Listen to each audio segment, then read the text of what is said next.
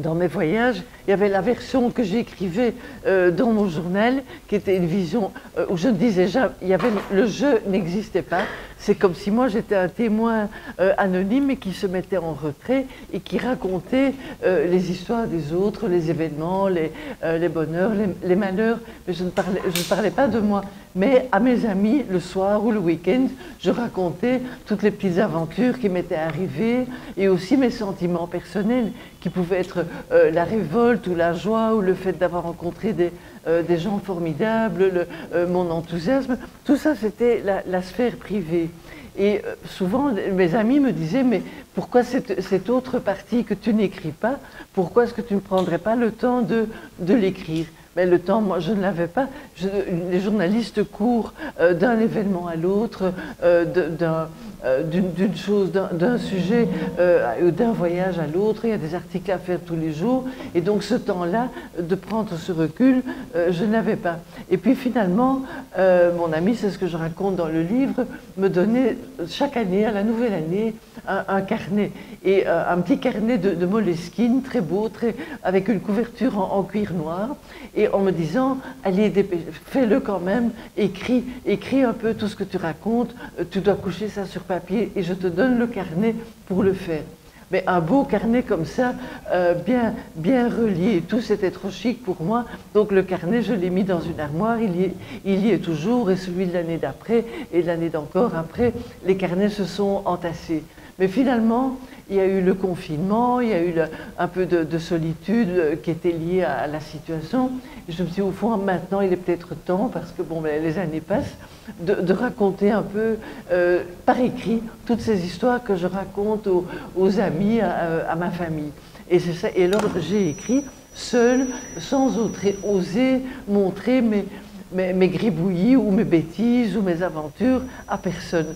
Et c'est ainsi qu'un jour du mois d'août, je pense, de l'année dernière, j'avais quand même déjà un bon paquet de pages, j'avais 300 ou 400 pages dactylographiées. Je me suis dit, on m'a dit, mais bon, mais maintenant tu dois trouver un éditeur.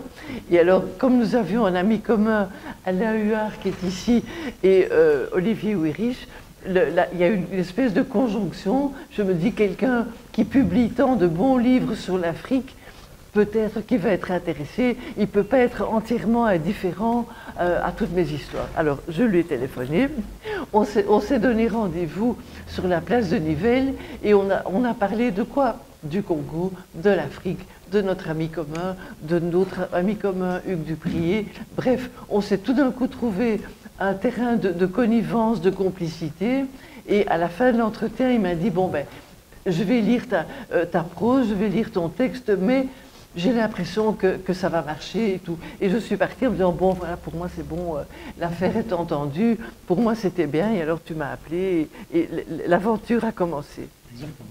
Et l'aventure a commencé, et on ne sait pas où elle va nous mener. Voilà. Jusqu'au Congo. Hein. Jusqu'au Congo, voilà. Alors Colette, votre collègue Pauline Hoffman, dans son interview pour Le Soir, le grand journal pour lequel vous travaillez depuis si longtemps, vous demandez, dans votre livre, un personnage joue un rôle comique récurrent, vos lunettes. Expliquez-nous un peu. Et oui, je ne me suis pas rendu compte, ce n'est qu'à la fin que je me suis rendu compte que plusieurs histoires commencent avec des blagues et des mésaventures qui sont liées à mes lunettes. C'est que, bon, je suis myope depuis toujours, je n'ai jamais voulu porter de verres de contact parce que ça m'énerve de les fixer, de les perdre, enfin bon. Donc j'ai toujours porté mes lunettes depuis l'âge de 8 ou 9 ans. Voilà, et c'est très important parce que j'ai toujours eu l'impression, c'est même pas tout à fait vrai, mais que sans mes lunettes, je ne vois rien, je ne comprends rien, bref, je ne suis personne. Et donc, ce que j'ai de plus précieux sur moi, si vous voulez, vous pouvez tout m'enlever, mais pas mes lunettes. Mais les lunettes, ça se perd. Parfois, quand on est gamin, gamine, on s'assied dessus, on les perd en faisant du sport. Après, je les ai perdus en faisant des reportages. J'ai toujours eu des mésaventures liées à mes lunettes. Et ça, c'est la chose pour moi la plus importante. Tout s'arrête, je dois retrouver mes lunettes. Et il y a même des aventures au Kivu, où j'étais tombée un jour près de Bukavu. On devait rejoindre un petit aéroport en moto. Et moi, j'étais à l'arrière de la moto dérape dans une flaque de boue, mes lunettes tombent, sont projetées au sol, elles tombent dans une autre flaque de boue, je ne vois rien, donc je sais difficilement chercher mes lunettes, et on me dit, mais dépêche-toi parce qu'il y a des rebelles qui arrivent, ils sont derrière nous, et il y a un avion qui nous attend, il faut partir. Et je suis assise dans la boue, et je dis, non, moi, je ne pars pas sans mes lunettes. Et tout le monde se met au sol en train de chercher les lunettes en question. Finalement, miracle, on les retrouve, je les nettoie, je les mets. L'avion qui venait nous chercher était parti, mais il y a quand même des miracles. Le suivant, et un autre petit avion, c'était des avions de trafiquants de coltan. Il y a un autre petit avion qui venait chercher des sacs de minerais qui s'est posé. Et alors, avec mon ami cinéaste qui était avec moi à l'époque, nous avons foncé à l'abordage en demandant au pilote est-ce qu'il ne pouvait pas nous transporter, nous ramener à Bukavu, ce qu'il a fait. Et donc, avec mes lunettes, je suis arrivée à bon port. Alors, un jour, vous avez dit au ministre des Affaires étrangères belge, Karel de Gucht, les ministres passent et les journalistes restent. Et vous en avez passé combien de ministres congolais et belges?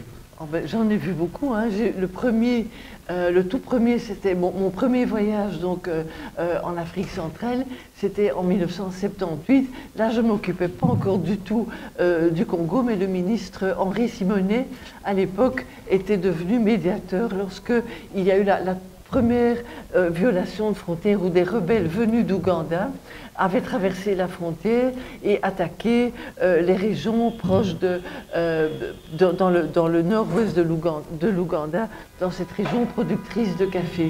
Et le ministre des Affaires étrangères avait fait un aller-retour, et il se fait que dans mon journal, c'était déjà le soir, mon collègue qui suivait très très bien le Zaïre de Mobutu, il était en vacances ou il n'était pas libre, je ne sais quoi, et donc on m'avait demandé de faire cet aller-retour avec le ministre Simonet.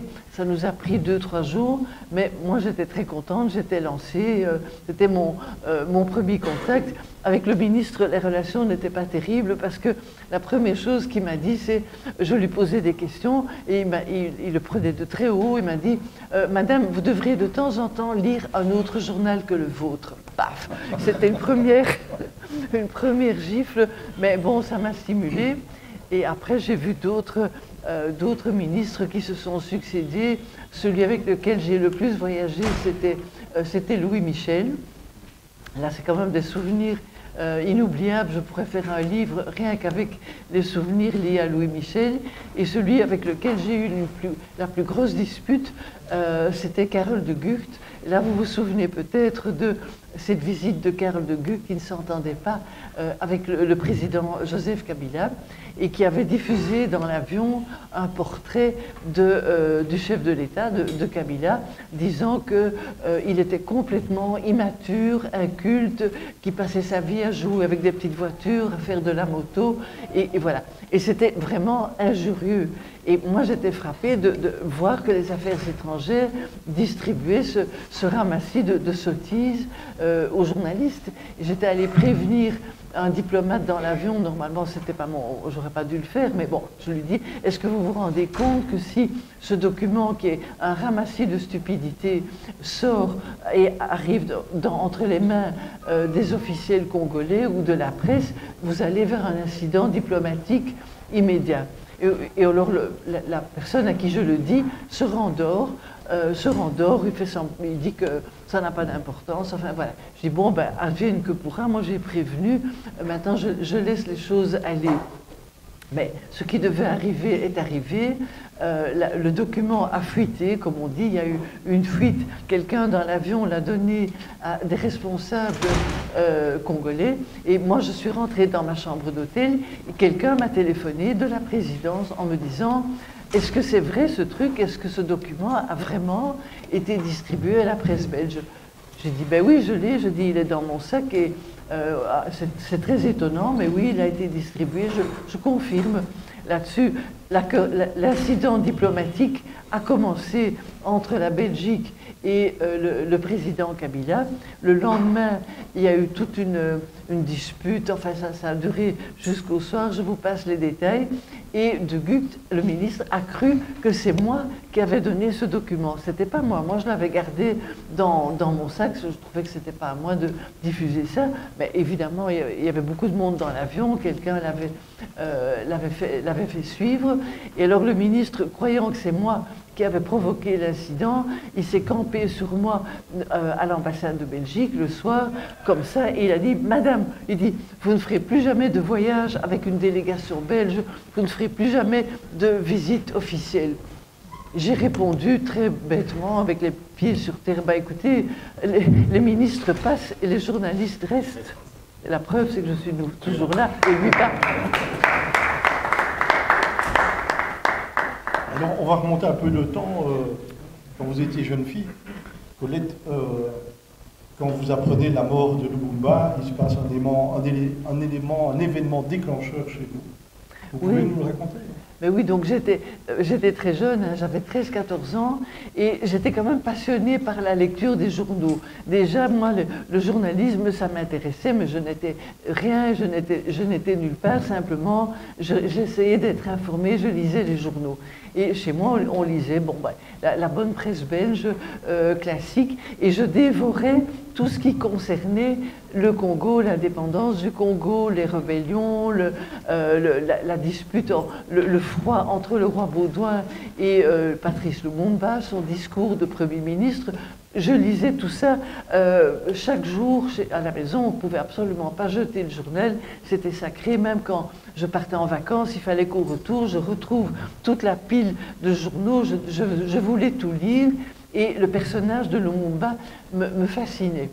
Mais je n'avais pas d'éducation politique, je ne comprenais pas, mais j'avais l'impression d'une injustice, que cet homme était dénigré par la presse belge, il était méprisé, il était dénigré, et qu'il y avait quelque chose de faux là-dedans, quelque chose qui n'allait pas. Mais je n'avais absolument aucune information. Mais donc je m'étais prise d'un très grand intérêt pour le personnage de Lumumba, et quand on a 13 ans, on est un peu romantique. J'avoue que je l'aimais bien, j'avais peut-être un béguin pour lui, mais je ne le connaissais absolument pas, bien entendu. Et alors quand en janvier 61, j'ai appris, toujours par les mêmes journaux, la presse belge, qu'il était mort, qu'on ne savait pas comment ça s'était passé, et qu'en plus la presse belge disait c'est bien fait, bon débarras, voilà, c'est un personnage nuisible et tout. Là j'étais révoltée, je dis ça c'est pas vrai, on me ment, ils disent pas la vérité.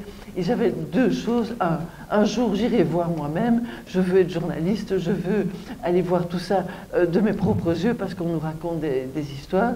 Et deux, j'étais triste, j'étais un peu romantique, et c'était quelqu'un que j'admirais qui était assassiné, manifestement avait disparu, assassiné, et je suis allée à l'école ce jour-là avec des vêtements de deuil. J'ai été chercher dans la garde-robe de ma mère des foulards noirs, un chapeau noir, enfin, toutes sortes de trucs noirs, et je suis arrivée à l'école vêtue de noir. Et alors les professeurs me disaient, mon Dieu, Colette, il y a quelqu'un dans ta famille qui est mort. Non, non, c'est pas quelqu'un de ma famille. Oui, mais est-ce qu'on peut savoir? Je dis, non, non, ça vous regarde pas. Je suis en deuil, quelqu'un que j'aimais bien, il est mort, mais je n'en dirai pas plus. Et j'étais en deuil pour ce monsieur qui était Patrice Lumumba. Voilà. Alors, on l'a dit tout à l'heure, monsieur le délégué général en a touché un mot, la maladie et la mort précoce de votre papa a marqué votre enfance. Et sans doute pour vous empêcher de poser trop de questions, votre maman vous a demandé de lire tous les jours des récits de voyage. On peut se poser la question aujourd'hui, est-ce que c'est ces livres qui vont vous donner l'envie de voyager autant? Oui, parce que, bon, elle me disait pour que je ne sois pas trop dans le deuil, tout ça, c'était très bien. Elle me rapportait toutes les semaines 5 livres en disant, voilà. tu dois lire 5 livres toute la semaine, à la fin de la semaine, tu dois les avoir lus. Moi j'adorais, c'était des récits de voyage, c'était quand même aussi beaucoup de Tintin, hein. Tintin au Congo, Tintin en Amérique, ben, il y avait quand même aussi beaucoup d'albums de Tintin, et ça a éveillé mon imagination, mon idée que moi aussi un jour j'allais voyager, j'allais découvrir le monde et que j'allais raconter tout ça. Ça a un petit peu éveillé ma curiosité, et puis voilà, et donc j'ai commencé à dire à tout le monde que j'allais être journaliste, et ma pauvre mère levait les bras au ciel en disant ça n'est pas un métier pour une femme, tu ne le feras jamais, tu n'en sortiras pas. Enfin, ça paraissait impossible, mais je me suis quand même accrochée, voilà. Alors, avant de découvrir l'Afrique centrale, vous avez voyagé dans beaucoup d'autres pays. Oui. La Grèce, le Portugal, oui. La Libye. Vous pouvez nous en parler? Oui. Ben, moi, tout m'intéressait. Et donc, quand j'ai eu la chance d'entrer dans le premier quotidien, qui était un journal démocrate chrétien, La Cité, j'ai fait tout ce qu'on me demandait de faire. Moi, j'étais d'accord pour tout. Pour faire la page de la femme, pour faire la cuisine, la rubrique culinaire, la rubrique coiffure, la rubrique de mode. Il y avait un accident dans la rue, je courais pour aller faire un reportage sur l'accident. Tout était bon, voilà, parce que j'avais envie d'écrire et de montrer que j'étais d'accord, que j'avais envie de faire ça. Et alors j'ai eu, évidemment, il y a toujours une part de chance. J'ai eu la chance d'avoir un billet d'avion formidable, gratuit, qui m'a amené jusqu'à Taïwan, jusqu'en Chine, avec un immense voyage qui était la moitié du monde, avec des stops. Et j'en ai profité pour m'arrêter en Inde, à Hong Kong, en Thaïlande, et puis en Égypte, enfin un peu partout, pour commencer à voir le monde et à le découvrir. Et ça, c'était vraiment le début. Et après, toute occasion était bonne pour voyager. Et j'ai pu aller au Soudan, en Libye, dans la Libye du colonel Kadhafi. Et chaque fois, il y avait toujours quelque chose à raconter. Par exemple, en Libye, le colonel Kadhafi fait une grande conférence de presse, et un journaliste, il explique ses déboires avec les Occidentaux, le fait qu'il est mal aimé, etc. Et il y a un de mes compagnons de voyage qui lève la main et qui dit à Kadhafi, mais est-ce que, Monsieur le Président, vous n'avez jamais pensé à utiliser l'arme du pétrole? Et le colonel Kadhafi, l'arme du pétrole, il dit, mais bien sûr, on y a pensé, et vous serez surpris. 6 mois après, c'était la première crise du pétrole, la création de l'OPEP, pénurie de pétrole, etc. Et j'étais très contente. Alors, mon ami qui avait posé la question, jusqu'à la fin de sa vie, il venait souvent au Congo, Bernard Remiche, jusqu'à la fin de sa vie, il a toujours dit, oui, mais l'idée de l'arme du pétrole, c'est quand même moi qui l'ai soufflé au colonel Kadhafi. Voilà. Alors, connaître le Congo, c'était votre destination rêvée, celle qui a stimulé votre jeunesse. Depuis que vous y avez mis les pieds, vous ne le quittez plus. Qu'est-ce qui vous fait revenir si souvent? Le Congo ou les Congolais? Les Congolais et la surprise. Et la surprise. Parce qu'ici, ce qui se passe, c'est jamais ce que vous attendez. Il y a toujours des imprévus, de nouveaux développements. Parfois en mal, hein. Parfois il y a les guerres, il y a des tragédies et tout, mais il y a aussi des anecdotes, quoi. Il y a tout le temps des choses extraordinaires. Je vous raconte quelque chose, je ne sais même pas si je l'ai écrit dans mon livre, mais un jour avec l'artiste Freddy Simba, on se retrouve à Matongé, à peu près à la hauteur du rond-point Matongé. Le pays était en crise et tous les articles étaient négatifs, comme ce que vous disiez.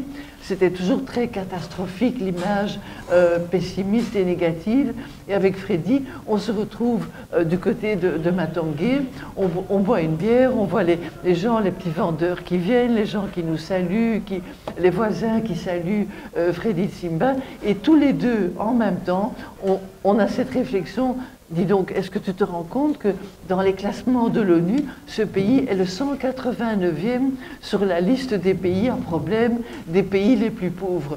Et on éclate de rire et on lève tous les deux notre verre en disant, c'est peut-être dans le 189e, mais qu'est-ce qu'on est bien ici et qu'est-ce qu'on est bien, quoi. Et Freddy Simba dit, moi je voudrais jamais vivre ailleurs qu'ici. Et moi je dis, ben t'as compris pourquoi moi j'ai toujours envie de revenir. Voilà. C'est ça le Congo. Il y a toujours chez vous, Colette, un goût particulier pour le travail de terrain, le recueil en direct et le croisement des informations, quelles que soient les situations. Et puis une volonté de dépasser les évidences, celle qui conduirait à la simple reprise des messages voulus par ses interlocuteurs au profit d'une analyse qui globalise les enjeux. Quitte à s'exprimer à contre-courant, comme vous l'avez fait en rédigeant l'article désormais célèbre « Je n'ai rien vu à Timisoara », alors que la plupart de vos confrères se contentaient d'offrir une caisse de résonance à ce qui s'est avéré être une communication de pure propagande. C'est avec la même indépendance d'esprit qu'elle rend compte de l'actualité en Afrique centrale grâce à son réseau de contacts. On va en parler de l'autre truc. Elle la suivre en continu lors de ses nombreux voyages. Alors, sur le terrain, et toujours sur le terrain, c'est vraiment votre secret, ça? Mais oui, il faut parler avec les gens, il faut les voir là où ils sont, il faut voir les situations comme elles sont, et ça vous amène parfois à être en contradiction avec la presse internationale. Bon, Timisoara, c'est une chose, mais par exemple, j'étais ici lors des funérailles de Laurent Désiré Kabila après son assassinat. Comme vous le savez, il n'avait pas très bonne presse sur le plan international, il était critiqué, on le traitait de gauchiste, disciple de Che Guevara, etc. Et on disait qu'il n'était pas populaire dans son pays. Moi, je venais régulièrement ici et je savais que la population, au début, se méfiait. Au début, il est arrivé dans les pas, comme vous le savez bien mieux que moi, des Rwandais, et que la population s'en méfiait, mais qu'un peu à la fois, elle avait appris à le connaître et à le respecter. Et quand je suis arrivée à Kinshasa le jour de l'enterrement de Laurent Désiré Kabila, c'était avec la délégation de Louis Michel, et je voyais bien que la population le pleurait, était en deuil, que les gens étaient massés dans la rue, critiquaient les Occidentaux en disant ce sont les Occidentaux qui ont provoqué sa mort, et que les gens étaient tristes. Et au même moment, alors que je voyais ça de mes yeux, j'écoutais une radio que j'avais avec moi, mon petit transistor, et j'écoutais ce qu'on appelle les radios internationales, et les radios internationales disaient la population qui était de reconstruire le pays, de le réunifier, la guerre avait éclaté et tout. Donc je respectais ses intentions, mais je constatais aussi ses maladresses, son manque de connaissance de la diversité et de la classe politique congolaise. Donc j'appréciais ses intentions, mais je ne me privais pas non plus de critiquer, et parfois de critiquer certains de ses comportements. Lorsque je voyais que sa secrétaire sortait tout à fait secouée de son bureau, je demandais au président, mais pourquoi est-ce que les secrétaires pleurent quand elles sortent de votre bureau? Qu'est-ce que vous leur faites? Et alors il répondait, oui, mais moi je dois être ferme, il faut asseoir mon autorité. Je dis, bon, je dis quand même, c'est pas en flanquant des gifles qu'on assuit son autorité. Donc il y avait quand même le bon et le moins bon, quoi. Voilà. Donc on ne sait jamais tout. Et même Mobutu, par exemple, si on m'a présenté comme une adversaire de Mobutu, quelqu'un d'extrêmement critique. Et je l'ai été parce que pour moi, il y avait de la gabegie, il y avait de la corruption, il était un homme autoritaire, c'était un dictateur.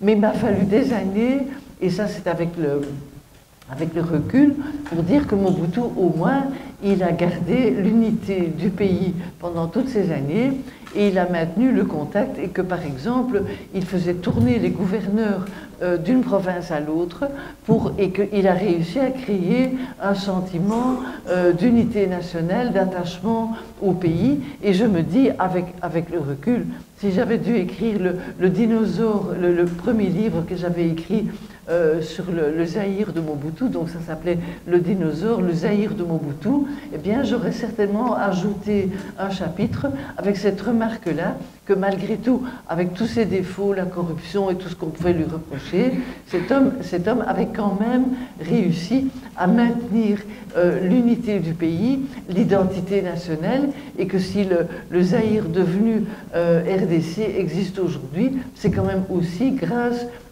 aux 30 années de règne de Mobutu.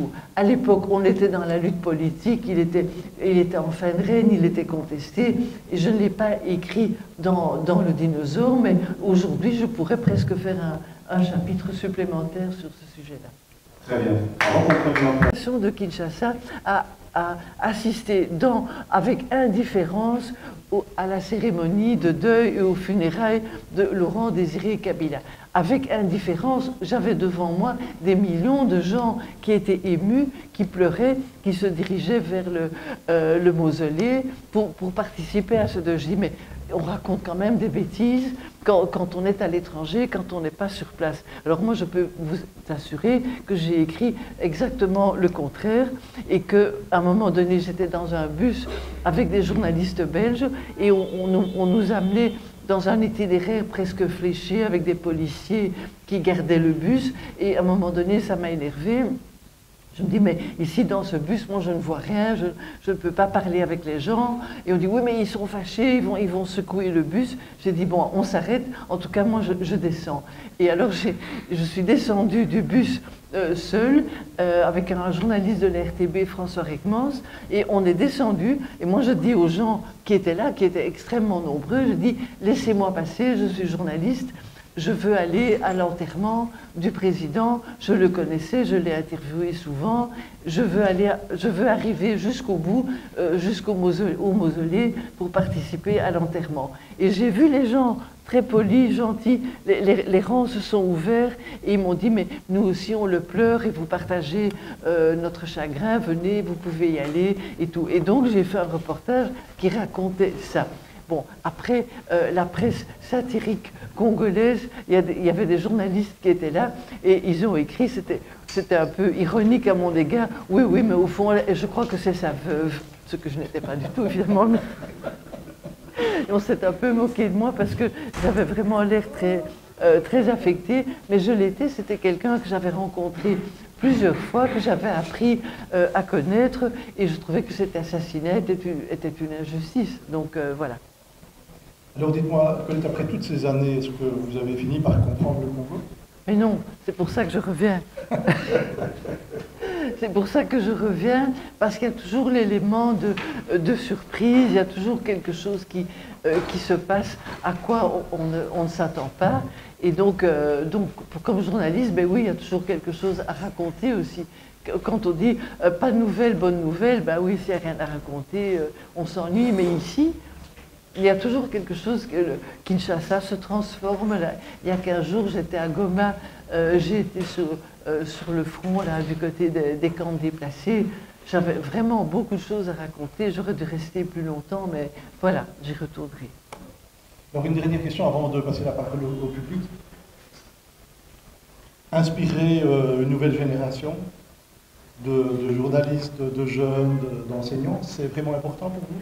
Oui, oui, c'est important. Et alors quand j'aime bien parler avec les jeunes journalistes du journal ou en Belgique, et je dis toujours, attention les amis, tout n'est pas dans les dépêches, tout n'est pas dans les dépêches d'agence, c'est pas parce que vous avez lu ça sur Internet, c'est pas parce que vous connaissez par cœur tous les réseaux sociaux et que vous êtes sur Internet du matin au soir que vous êtes informé. Il faut aller sur place, bouger. Et j'avoue que depuis 2-3 ans, dans mon journal, le budget des reportages a augmenté et que les jeunes journalistes commencent à demander à aller sur le terrain et tout. Et chaque fois, ils reviennent très contents parce qu'ils ont vu autre chose que ce qu'ils avaient lu dans les dépêches, que ce qu'ils avaient lu dans Internet et même ce qu'ils avaient lu dans la presse étrangère. Il faut aller avec ses yeux, on a son propre regard et donc je crois que au soir, ils ont accepté que le budget général des reportages soit plus haut qu'avant. Avant, c'était toujours trop cher, il fallait faire des économies et maintenant, ils ont accepté qu'on mène des investigations, des reportages aux frais du journal et c'est très important. Bon, ben, le dernier exemple, c'est qu'il y a 15 jours, j'avais l'occasion d'aller à Kigali et c'était une manifestation culturelle, mais j'ai été voir le rédacteur en chef et j'ai dit, mais écoute, je ne peux pas imaginer d'aller à Kigali et de ne pas aller à Goma. Ça, c'est pas possible. Je dois aller à Goma, je dois aller voir la guerre là-bas, je dois aller dans les camps de déplacés. Ça va coûter un peu plus cher. Est-ce que le journal prend en charge le déplacement, l'hôtel? Enfin, il y a quand même un peu de frais. Et il m'a tout de suite dit, mais évidemment, si tu es à côté, vas-y. Et c'est bien. Et je sais que maintenant, il y a cette démarche d'encourager surtout les jeunes journalistes à aller sur place. C'est quelque chose qui change.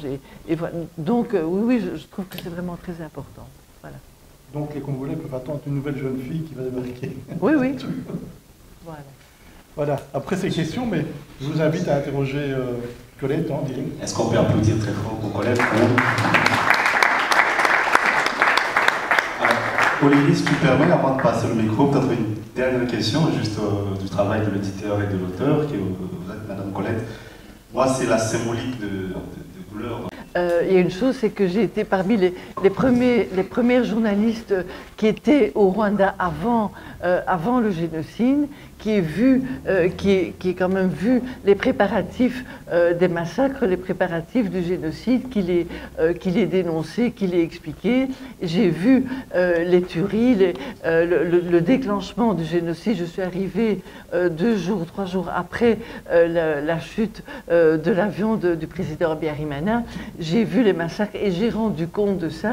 Et très vite, j'ai écrit un livre qui s'appelait « Histoire d'un génocide », dans lequel j'ai dénoncé cette machine cette machine à tuer qui s'était mise en route au Rwanda, et j'ai défendu les victimes parce qu'il y avait quand même 1 million de personnes qui sont mortes au Rwanda simplement parce qu'elles appartenaient à l'ethnie Tutsi, mais ça ne m'a pas enlevé ma liberté par la suite de critiquer le pouvoir rwandais. Lorsque il y a eu la première guerre puis la deuxième guerre du Congo, j'ai critiqué le premier livre sur le génocide. Ça s'appelait « Histoire d'un génocide » où j'étais la première à mettre en cause les Français.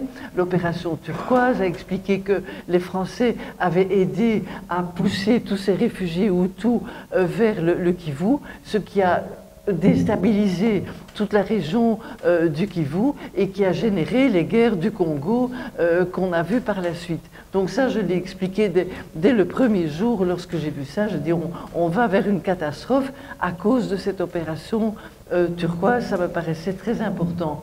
Après, j'ai expliqué toutes les guerres du Congo qui découlaient du génocide, et le titre suivant, c'était « Les nouveaux prédateurs ». Et les nouveaux prédateurs, c'était qui? C'était l'armée du Rwanda, de l'Ouganda, qui envahissait le Congo et qui s'emparait des richesses. Donc on peut très bien dire quelque chose qui découle de ce qu'on a vu, et puis après on évolue avec la situation.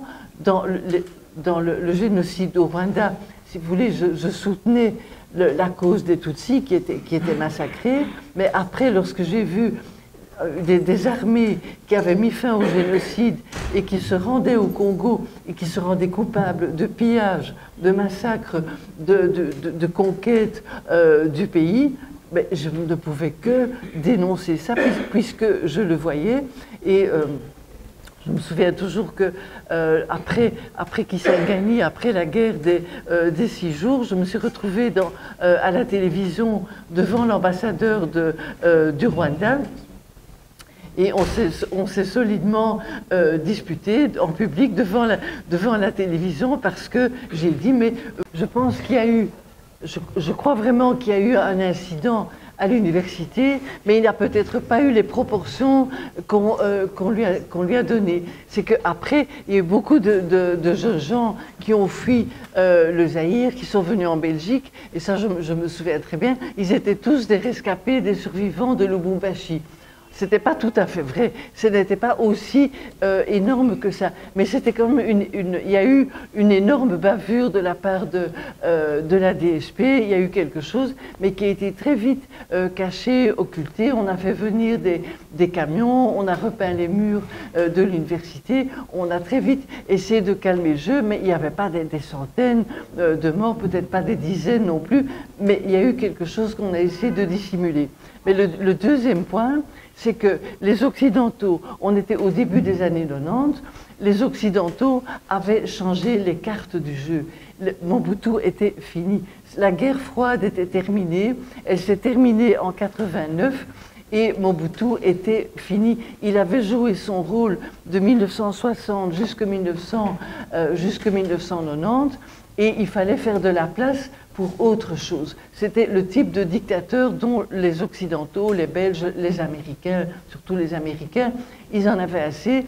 Et on a saisi le premier prétexte qui était réel, qui était une bavure, comme vous pouvez en avoir dans d'autres pays, comme il y en a encore eu par la suite. On a pris ça pour le monter en épingle, pour faire pression sur Mobutu, et pour dire maintenant c'est fini, vous cédez, vous convoquez la conférence nationale, vous partagez le pouvoir, et il s'en est suivi 4 années de chaos, de désordre, et finalement Mobutu a fini par être renversé par l'intervention, après le Rwanda, par l'intervention de l'AFDL avec les nouveaux, ceux que moi j'ai appelés les nouveaux prédateurs, les Rwandais, les Ougandais, un nouvel ordre qui se mettait en place, qui a chassé Mobutu, mais c'est avec le recul qu'on se rend compte de ça, c'était déjà écrit.